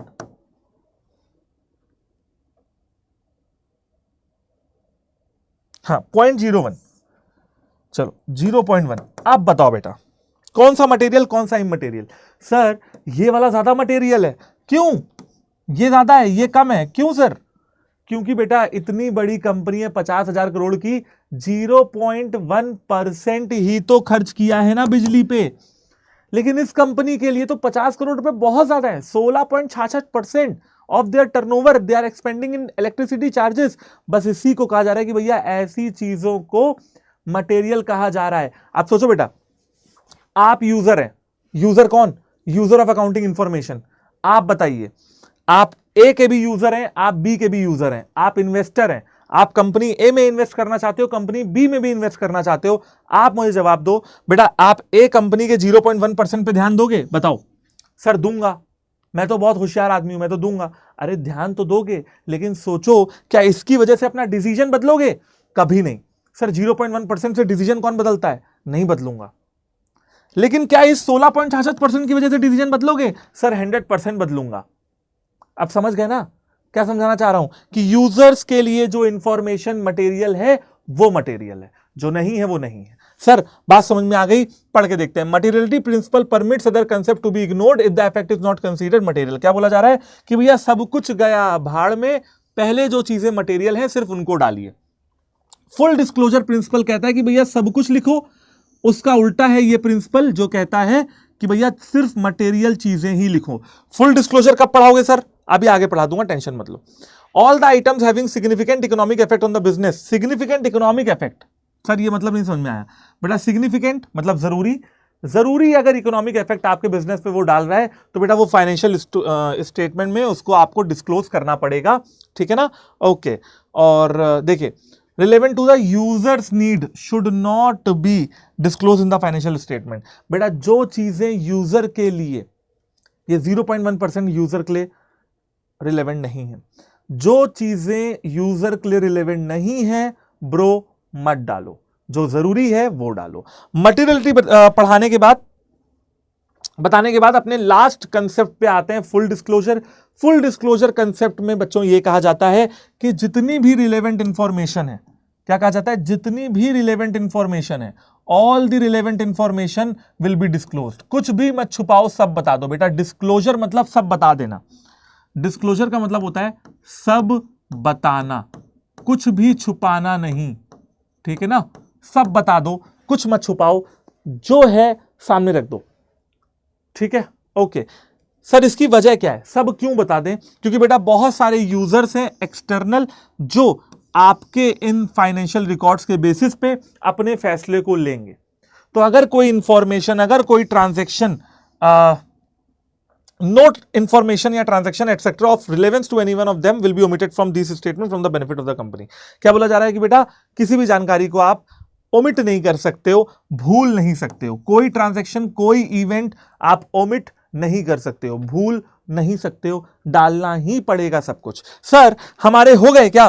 बिल्कुल हो गए बच्चों। एक बार देख लीजिए आप इस वाले चार्ट को। इस वाले चार्ट में आपने सारी चीजें कवर कर ली हैं, यानी कि more than less than 50 minutes में भी आपका काम हो गया है। देखो, पीरियोडिसिटी पढ़ लिया, मनी मेजरमेंट पढ़ लिया, मनी में मेजर करो, एंटिटी में पढ़ लिया, एंटिटी अलग है, ओनर अलग है, मैचिंग में रेवेन्यू को इनकम से मैच करो, कॉस्ट में हिस्टोरिकल कॉस्ट पे रिकॉर्ड करो, रियलाइजेशन में जब रियलाइज हो तभी रिकॉर्ड करो, डुअल एस्पेक्ट में डेबिट क्रेडिट, ठीक है, दोनों बराबर। कंजर्वेटिज्म में कहा जा रहा है लॉस को एंटिसिपेट करो, फ्यूचर के और इनकम को एंटिसिपेट मत करो। मटेरियलिटी में कहा जा रहा है मटेरियल नेचर के ट्रांजैक्शन को डालो। ये सारे कंसेप्ट है बच्चों। अब कुछ क्वेश्चंस भी लगा लेते हैं इसी बात पे। क्वेश्चन नंबर 1, कुछ क्वेश्चंस आपके लिए लेके आया हूं।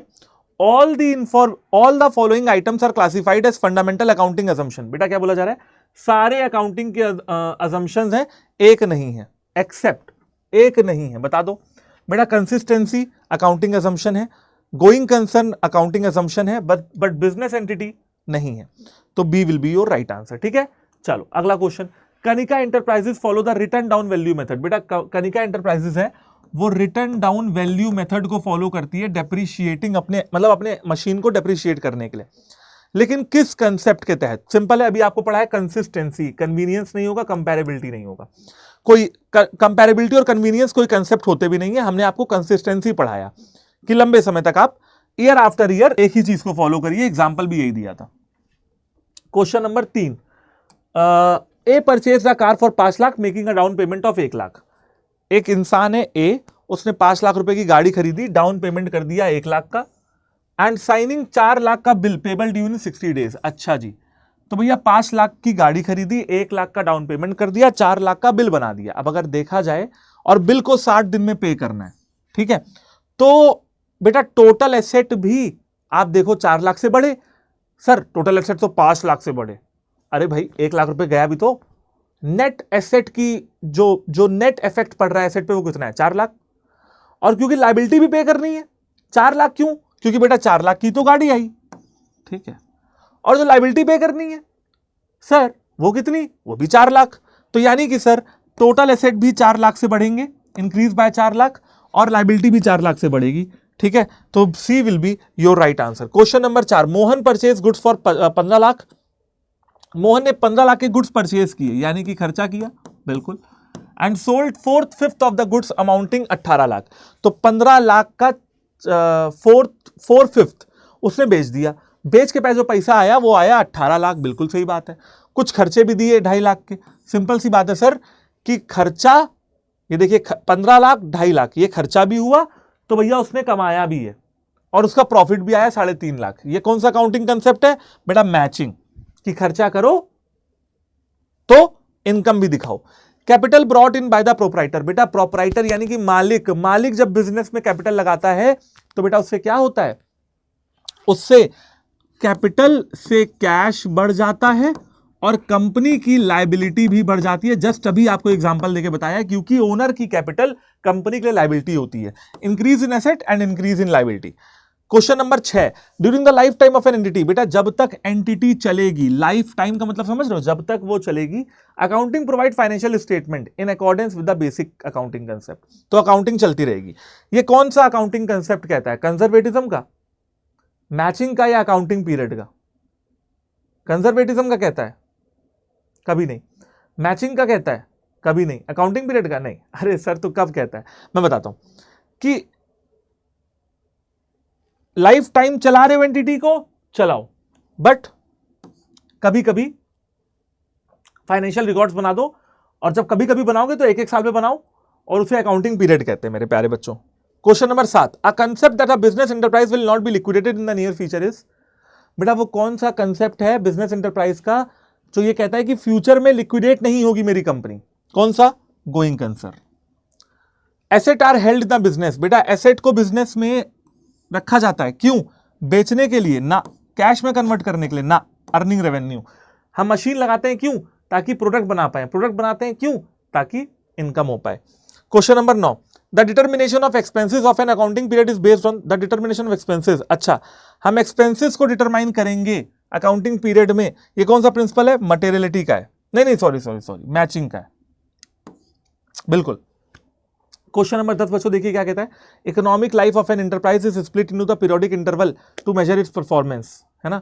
तो इसे क्या कहते हैं? पीरियोडिसिटी। कि भाई जब आप पीरियोडिक इंटरवल में, यानी कि for the accounting year of, जिसको आप लोग बोलते हैं 1 ईयर में आप अकाउंटिंग करोगे, तो बेटा वो पीरियोडिसिटी का कंसेप्ट होता है। इस तरह से हमने 10 MCQ लगा लिए। सर अब हमारा चैप्टर खत्म हो जाएगा क्या? नहीं बच्चों, ध्यान से सुनो, अभी चैप्टर खत्म नहीं होगा। जब मैं इस चैप्टर के वन शॉट के बारे में सोच रहा था ना, तो मैंने पता है क्या सोचा? मैंने सोचा कि यार एक काम कर लेते हैं, बच्चों को ना आज अकाउंटिंग के बेसिक्स पढ़ा के ना फिनिश ही कर देते हैं। क्योंकि अगर आप वन शॉट पे जाओगे, अगर आप मेरे पहले वाले वन शॉट पे जाओगे, जो मेरा पहला वाला वन शॉट है क्लास 11 के बेसिक्स, वहां पे मैंने आपको सारे बेसिक्स पढ़ाए, सारे टर्म्स पढ़ाए, और प्लस आपको बेटा जनरल एंट्री भी करवाई, और जनरल एंट्री जीएसटी के साथ भी मैंने आपको करवाई, है ना? तो आप ये देख लीजिएगा पहला वन शॉट। अगर आपने अभी तक बेटा जी नहीं देखा है तो प्लीज जाके देख लो, प्लीज कवर कर लो, बहुत फायदेमंद होगा। और ये जो आज बेटा आपको दूसरा वन शॉट मिल रहा है ना, तो मैंने सोचा यार ये तो सही बात नहीं होगी अगर मैं आपको सिर्फ अकाउंटिंग के प्रिंसिपल्स और अजम्पशंस पढ़ा दूंगा। बहुत जरूरी हो जाता है आप लोग के लिए एक और कंसेप्ट पढ़ना, वो है बेटा रेवेन्यू का, ठीक है, सॉरी, वो है रिसिप्ट का और एक्सपेंडिचर का। ये कंसेप्ट बमुश्किल आपसे आधा घंटा मांगेगा, बट आधे घंटे बाद आप इसको सॉल्व कर पाओगे। सर ये सब थ्योरी पढ़ाते रहते हो आप, वन शॉट में थ्योरी? भैया जाओ और जाके प्रीवियस ईयर पेपर देखो। कुछ बच्चे होंगे जो सोचेंगे जरूर, इसलिए उन्हीं बच्चों से कह रहा हूं जो सोच रहे होंगे sir theory, previous year paper देख लो और जाके आरटीपी देख लो। रेवेन्यू एक्सपेंडिचर और कैपिटल एक्सपेंडिचर को find, revenue expenditure, capital expenditure, revenue receipt, capital receipt के क्वेश्चन आए हैं। नंबर बता देता हूं 4 नंबर के, जाके प्रीवियस ईयर पेपर भी बेटा उठा सकते हो तुम, इंस्टीट्यूट की वेबसाइट पे मिल जाएगा, बीओएस नॉलेज पोर्टल पे, और आरटीपी उठा के देख सकते हो। रेवेन्यू और सॉरी रिसिप्ट एंड एक्सपेंडिचर के आपको क्वेश्चन 4 नंबर में मिले हैं, मिल सकते हैं। अब आधा घंटा देके सोचो, आप अगर अपना आधा घंटे का समय मुझे दे रहे हो तो मैं आपको 4 नंबर दे रहा हूं, डील बुरी नहीं है, ठीक है। अब आपकी मर्जी है, ठीक है। चलो शुरू करते हैं। तो बात कर लेते हैं बेटा एक्सपेंडिचर और रेवेन्यू की। आप सबसे पहले समझिएगा एक्सपेंसेस और, अच्छा एक काम करो, अभी ये रीड कर लो, 1 घंटा हो गया पढ़ाते पढ़ाते, थोड़ा सा पानी पी लेते हैं और फिर कंटिन्यू करते हैं, ठीक है ना। फटाफट से एक बार रीड कर लो।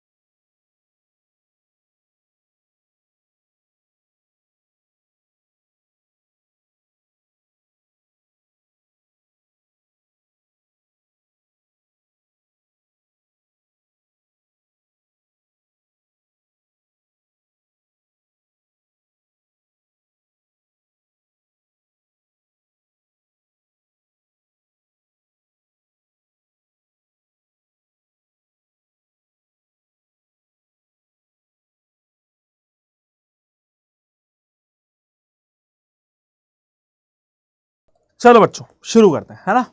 तो ये रहा हमारा शॉर्ट ब्रेक, शुरू करते हैं। तो अब कोई ब्रेक नहीं, अब प्रॉपर पढ़ाई। एक्सपेंसेस और एक्सपेंडिचर में क्या फर्क है? एक्सपेंसेस छोटे मोटे, एक्सपेंडिचर लंबे समय के खर्चे, ठीक है। एक्सपेंडिचर वो जो करने हैं, मतलब फिक्स्ड है कि हाँ भाई इतने खर्चे होने। बिल्कुल सर, 2 तरीके के होते हैं, ठीक है। नंबर 1 वो एक्सपेंडिचर जो आप कभी कभी करते हो, जैसे कि क्या आप गाड़ी रोज खरीदते हो? क्या आप बिल्डिंग रोज खरीदते हो? क्या आप कार, बिल्डिंग, मशीनरी रोज खरीदते हो? नो, कभी कभी खरीदेंगे सर, चाहे अपने घर में चाहे बिजनेस में। अच्छा, क्या आप खाना रोज खाते हो? खर्चा होता है? बिल्कुल सर, खाना खा रहे हैं, खर्चा हो रहा है। रोज सब्जी ला रहे हैं, रोज गेहूं वेहूं लाए थे, है ना, पिसवाए थे, बिल्कुल खर्चा हो रहा है। तो छोटे मोटे खर्चे भी हो रहे हैं सर, बड़े बड़े खर्चे भी हो रहे हैं सर। बिजनेस में भी यही है सर, छोटे मोटे खर्चे भी होते हैं और बड़े बड़े खर्चे भी। अब बिजनेस में मान लो चाय, एम्प्लॉइज को चाय पिला दी, छोटा मोटा खर्चा है। बिजनेस में 50 लाख की मशीन ले आया, बहुत बड़ा खर्चा है, ठीक है। अब देखना, जो छोटे मोटे खर्चे हैं वो बार बार होते हैं, वो बार बार होते हैं, उन्हें कहते हैं रिकरिंग, उन्हें कहते हैं रिकरिंग खर्चे। जो बार बार होते हैं बच्चों, उन्हें कहते हैं रिकरिंग खर्चे, रिकरिंग नेचर के, है ना। आप बात समझ रहे हो? उन्हें कहते हैं रिकरिंग नेचर के, जो बार बार हो रहे हो। और जो खर्चे कभी कभी होते हैं बच्चों, उन्हें कहते हैं नॉन रिकरिंग नेचर के खर्चे, जो कभी कभी होते हैं, जैसे कि लैंड, बिल्डिंग, प्लांट, मशीनरी। बिल्कुल सर, हम लोग बात समझ गए। दूसरी चीज, जब आप मशीन खरीदोगे, उसका जो फायदा है मेरे प्यारे बच्चों, वो आपको लंबे समय तक मिलेगा। लेकिन चाय समोसा, ठीक है, शाम को खाया, रात में फिर भूख लग गई। चलो एक एक करके पढ़ना शुरू करते हैं। नंबर 1, ठीक है, number 1, any expenditure incurred to provide a benefit. अगर उस एक्सपेंडिचर से आपको बेनिफिट मिल रहा है बहुत लंबे समय तक, तो उसे कैपिटल एक्सपेंडिचर कहते हैं। और अगर कोई एक्सपेंडिचर है और वो आपको बेनिफिट दे रहा है सिर्फ आज के लिए, सिर्फ करंट पीरियड के लिए, तो उसे हम लोग रेवेन्यू एक्सपेंडिचर कहते हैं। वो रेवेन्यू एक्सपेंडिचर छोटे छोटे खर्चे होते हैं, रिकरिंग नेचर के होते हैं। कैपिटल एक्सपेंडिचर बड़े बड़े खर्चे होते हैं, नॉन रिकरिंग नेचर के होते हैं, कभी कभी करने होते हैं। Capital expenditure is incurred for the purpose of increasing the capacity of the business. Sir machine खरीदेंगे तो क्या होगा? बिजनेस की कैपेसिटी बढ़ेगी। मशीन खरीदेंगे तो क्या होगा सर? बिजनेस की कैपेसिटी बढ़ेगी प्रोड्यूस करने की, ठीक है। बिल्कुल सर, प्रोड्यूस करेंगे तो क्या होगा? कॉस्ट कम होगी, वही यहां पे लिखा हुआ है सर। एग्जांपल, जैसे बेटा मान लो तुम मशीन खरीद लो, कार खरीद लो, है ना, फर्नीचर ले लो, ये सब तुम्हारे बिजनेस के लिए एसेट है। एसेट खरीदने के लिए जो तुम खर्चा करते हो वो कैपिटल एक्सपेंडिचर होता है। रेवेन्यू एक्सपेंडिचर बेटा हम डेली जो खर्चा करते हैं ना, ताकि हमारी जो अर्निंग कैपेसिटी है वो मेंटेन रहे। सर चाय पिलाना, अरे बेटा वो एक एग्जांपल था पेटी कैश का, ठीक है ना, पेटी कैश का। जो डेली रूटीन पे खर्चा करते हो। सर एग्जांपल दे दीजिए फिर एक और अच्छा सा। बेटा मान लेते हैं रॉ मटेरियल आप लेके आ रहे हो। अब रॉ मटेरियल आप रोज लाओगे, छोटे छोटे खर्चे होंगे, तो बेटा रॉ मटेरियल आप लाओगे ताकि आप प्रोड्यूस कर पाओ और वो आपकी अर्निंग कैपेसिटी को मेंटेन करेगा। सर बोले तो क्या आप ये कहना चाहते हो कि कैपिटल एक्सपेंडिचर जब हम करते हैं तो हम फिक्स्ड एसेट्स खरीद के लाते हैं? बिल्कुल बेटा, मैं यही कहना चाहता था। और रेवेन्यू एक्सपेंडिचर जब हम करते हैं तो हम करंट एसेट्स को खरीदते हैं। सिंपल बात।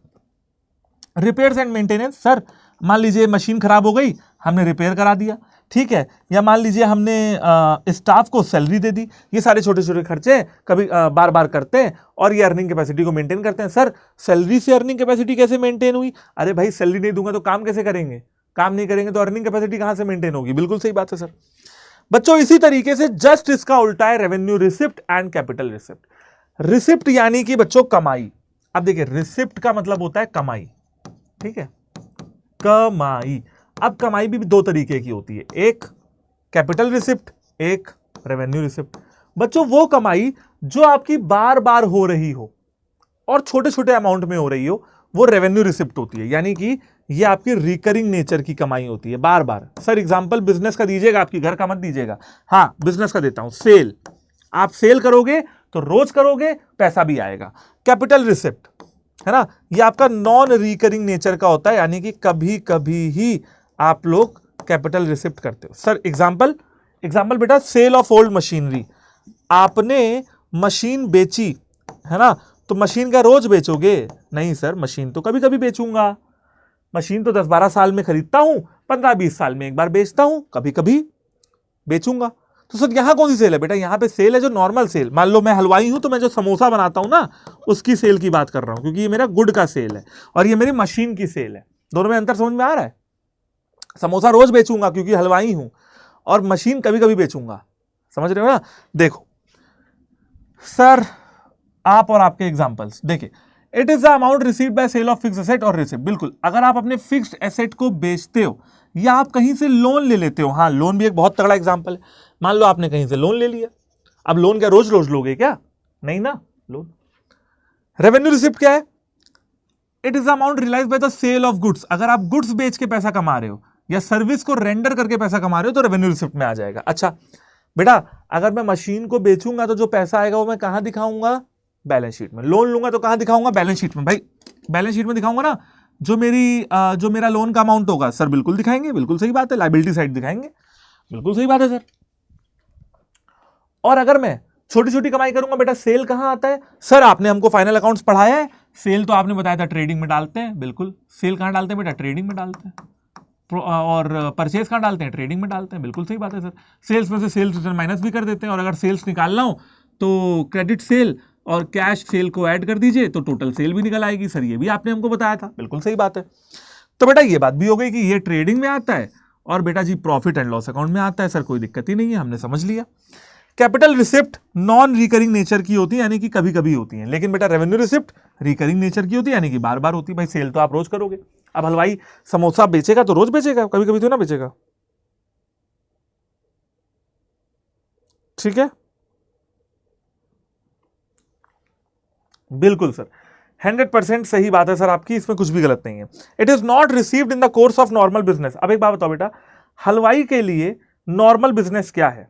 सर हलवाई के लिए नॉर्मल बिजनेस क्या है? बेटा हलवाई के लिए नॉर्मल बिजनेस है समोसा बेचना। तो समोसे बेच के जो पैसे कमाएगा वो रेवेन्यू रिसिप्ट में आएगा। बिल्कुल सही बात है, नॉर्मल कोर्स ऑफ बिजनेस। लेकिन क्या हलवाई के लिए मशीन बेचना रोज का काम है? नहीं सर, मशीन बेची होगी, कभी कोई बात हो गई होगी, तो ये नॉर्मल कोर्स में नहीं आता है। Not received in normal course. अगला, it is not available as payment of profit to the owner of the business. ठीक है बेटा, ये कोई प्रॉफिट नहीं है ओनर का। मशीन बेची है, तुम्हें मशीन दिख रही है, मशीन बेच के पैसा कमा लिया, तो मशीन खरीदी भी तो होगी, इसमें प्रॉफिट का आएगा। और मशीन है तो वो तो लॉस में बिकेगी, और लोन भी कोई प्रॉफिट नहीं है। लेकिन रेवेन्यू रिसिप्ट पे अगर आप आते हो तो बेटा हलवाई ने समोसा बेचा तो वो तो उसका प्रॉफिट देगा ना, तो ये प्रॉफिट होगा। समझ गए बेटा? आप देख रहे हो दोनों कमाई है, कमाई दोनों है, पैसा दोनों में आ रहा है, लेकिन देखिए एक प्रॉफिट है एक प्रॉफिट नहीं है। समझ गए कैसे? हाँ सर, वैसे तो दोनों ही कमाई है, बट अकाउंटिंग के लिए प्रॉफिट की बात कर रहा हूं। इसके बाद क्या करेंगे सर हम लोग? बट कुछ नहीं, कुछ नहीं, एक दो क्वेश्चन लगा लेते हैं, है ना, क्वेश्चन लगा लेते हैं, थोड़ी प्रैक्टिस कर लेते हैं, फिर आपकी छुट्टी कर देंगे, वन शॉट से फुर्सत मिल जाएगी आपको, फिर आप अपने रास्ते, हम अपने रास्ते। ओके, तो ट्रू और फॉल्स बताना है ना। और ट्रू और फॉल्स का ऐसा मतलब नहीं है कि रीजन के साथ बताना है भैया जी, ठीक है ना। ये ट्रू और फॉल्स वाला ट्रू और फॉल्स नहीं है कि भैया चल दिए और बता दिया, कहानी खत्म हो गई। देखिए बेटा, हमने एक सेकेंड हैंड मशीन खरीदी, हमने एक सेकेंड हैंड मशीन खरीदी और उसके ओवरहॉल के खर्चे दिए। सर ओवरहॉल क्या होता है बेटा? रिपेयर के खर्चे दिए। उस मशीन को चालू हालत में डालने के लिए हमने रिपेयर के खर्चे किए, और बोला जा रहा है क्या ये रेवेन्यू एक्सपेंडिचर है? क्या ये रेवेन्यू एक्सपेंडिचर है? कतई नहीं। सर क्यों? ये तो अभी आपने बताया रिपेयर और मेंटेनेंस का खर्चा रेवेन्यू एक्सपेंडिचर होता है। घुमा रहे हो सर, हमको कंफ्यूज कर रहे हो। नहीं, रेवेन्यू एक्सपेंडिचर बच्चों ये नहीं है, ये कैपिटल एक्सपेंडिचर ही है। कैसे? मैं आपको बताता हूं कैसे। क्योंकि बेटा सेकेंड हैंड मशीन खरीद तो लाए, लेकिन क्या बिना रिपेयर किए चला दोगे? चला दोगे रिपेयर किए बिना? नहीं चला पाऊंगा सर। यानी कि जो रिपेयर का खर्चा है सर, वो इसी सेकेंड हैंड मशीन में जुड़ जाएगा। बिल्कुल, मान लो सेकेंड हैंड मशीन थी बेटा 5 लाख की, रिपेयर का खर्चा दिया 10,000, तो सर टोटल मशीन की वैल्यू कितनी आई? 5,10,000। तो बेटा इसी वजह से, क्योंकि ये रिपेयर का खर्चा इसमें जुड़ जाएगा, ये कैपिटल एक्सपेंडिचर ट्रीट होगा, ना कि रेवेन्यू एक्सपेंडिचर ट्रीट होगा। कुछ गलत कह रहा हूं तो बताना, कुछ गलत बोला हो तो बताना।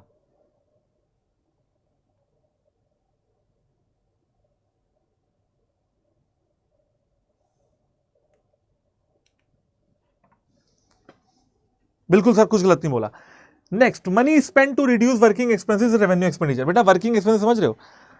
वर्किंग एक्सपेंसेस यानी कि जो मैं काम कर रहा हूं, अच्छा स्पेंड की बात हो रही तो ये एक्सपेंडिचर है। जो मैं छोटे मोटे काम कर ले रहा हूं, ठीक है ना, वो जो है खर्चीले बहुत हैं।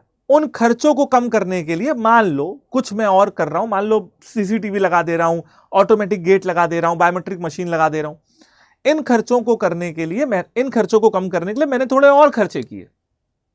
बिल्कुल ठीक बात है सर। इसका मतलब आपने खर्चा इस वजह से किया ताकि उसका फायदा आपको लंबे समय तक मिल जाए। मान लो आपके एम्प्लॉइज आलसी हो रहे थे, आपने बायोमेट्रिक लगा दिया, सीसीटीवी लगा दी, एम्प्लॉय राइट टाइम हो गए।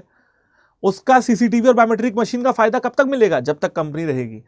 यानी कि सर ये फायदा तो हमको लंबे समय तक मिलेगा बच्चों। इसी वजह से अगेन ये रेवेन्यू एक्सपेंडिचर नहीं होगा, ये कैपिटल एक्सपेंडिचर होगा, क्योंकि इसका जो बेनिफिट है वो हमको लंबे समय तक मिल रहा है। पहली चीज। दूसरी चीज, सर इसका कोई एग्जाम्पल दीजिए। बहुत सिंपल सा एग्जाम्पल है बच्चों इसका, कि भैया मान लो आपने कुछ, हाँ यही एग्जाम्पल है कि भाई सीसीटीवी है या बायोमेट्रिक मशीन है ना, या आपने मान लो एक एग्जाम्पल और देता हूं, आपकी गाड़ी थी, ठीक है, ये आपकी गाड़ी है, और सॉरी अगर गाड़ी आपको अच्छी ना लग रही हो, ये गाड़ी है बेटा, और ये पेट्रोल की गाड़ी है। मैंने एक काम किया, पेट्रोल की गाड़ी को, अब देखो खर्चा तो गाड़ी में होगा, गाड़ी चलेगी तो खर्चा होगा, वर्किंग एक्सपेंसेस हो रहे हैं, लेकिन मैंने पेट्रोल की गाड़ी को को हटा के मैंने क्या किया? सीएनजी डालवा दिया इसमें। सीएनजी में फिर मेरा खर्चा हुआ। अब देखिए, लेकिन सीएनजी एक बार का खर्चा है, पेट्रोल के खर्चे को कम कर देगा, सीएनजी का खर्चा गाड़ी चलाने के खर्चे को कम कर देगा, यानी कि वर्किंग एक्सपेंसेस को कम कर देगा। तो जो सीएनजी डलवाई उसका फायदा लंबे समय तक मिलेगा। या मान लो पेट्रोल की जगह मैंने इलेक्ट्रॉनिक करा ली, गाड़ी ईवी करा ली, लंबे समय तक फायदा मिलने की वजह से ये कैपिटल एक्सपेंडिचर हो जाएगा मेरे प्यारे बच्चों। तीसरा, legal fees to acquire properties capital expenditure. बेटा प्रॉपर्टी थी 50 लाख की, विवादित थी, विवादित समझते हैं, डिस्प्यूट में थी। 50 लाख की प्रॉपर्टी को छुड़वाने के लिए 5 लाख रुपए और खर्च हो गए। तो बेटा प्रॉपर्टी की जो हम वैल्यू लेंगे कितनी लेंगे, है ना, 55 लाख। सर बिल्कुल सही बात है, विवादित। अब ये अगर ये 5 लाख ना देता तो क्या ये मिलती? नहीं, ये 5 लाख दिया तभी ये मिली, इसलिए ये कैपिटल एक्सपेंडिचर ही माना जाएगा। बिल्कुल सही बात है सर। ये क्या हो गया? तो यहां पे लिख दूं क्या? ये है फॉल्स, ये है फॉल्स, ये है ट्रू। आगे देखिए, amount spend as lawyers fees to defend a suit. किसी ने हम पे केस किया, केस से बचने के लिए हमने लॉयर हायर किया, लॉयर को हमने फीस दिया। That the firm factory site belong to the plaintiffs land is capital expenditure. तो किसी ने हम पे केस कर दिया कि हमारी जमीन हमारी नहीं है, किसी और की है। अब हमने उस जमीन को छुड़ाने के लिए लॉयर की फीस दी, ठीक है। लॉयर की जो हमने फीस दी वो कैपिटल एक्सपेंडिचर है? नहीं बेटा, वो रेवेन्यू एक्सपेंडिचर है।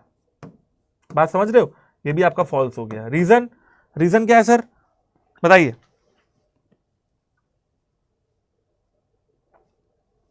बताइए बेटा। रीजन ये है कि किसी ने हम पे केस किया था, हम प्रॉपर्टी एक्वायर नहीं करना चाह रहे थे, पहली चीज, और इसका कोई फायदा आपको लंबे समय तक नहीं मिलने वाला।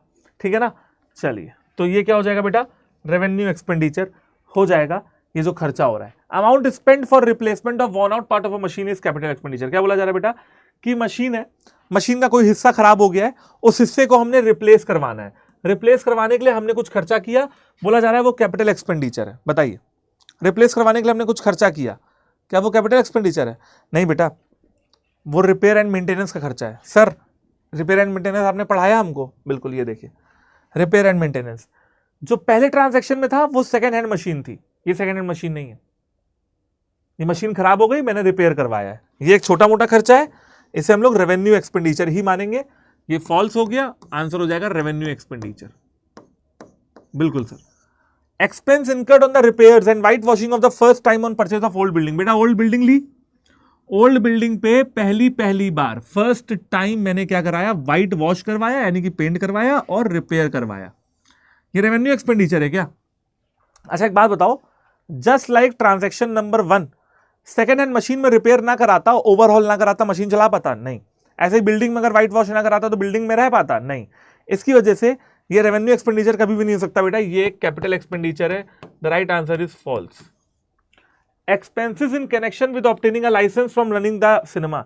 बेटा मुझे एक सिनेमा बनाना है, सिनेमा जहां पे लोग पिक्चर देखें आके, उसके लिए मुझे लाइसेंस चाहिए। लाइसेंस लेने का जो खर्चा है वो कैपिटल एक्सपेंडिचर है। बिल्कुल सर, क्यों? क्योंकि बेटा लाइसेंस का खर्चा नहीं करूंगा, है ना, क्योंकि इस लाइसेंस का बेनिफिट मुझे सालों साल तक मिलेगा। लाइसेंस को एक महीने के लिए थोड़ा मिलता है, लंबे समय के लिए। तो अगर लाइसेंस का खर्चा नहीं करूंगा तो सिनेमा नहीं बना पाऊंगा, सिनेमा नहीं बना पाऊंगा तो problem. Amount spend for the construction of temporary huts.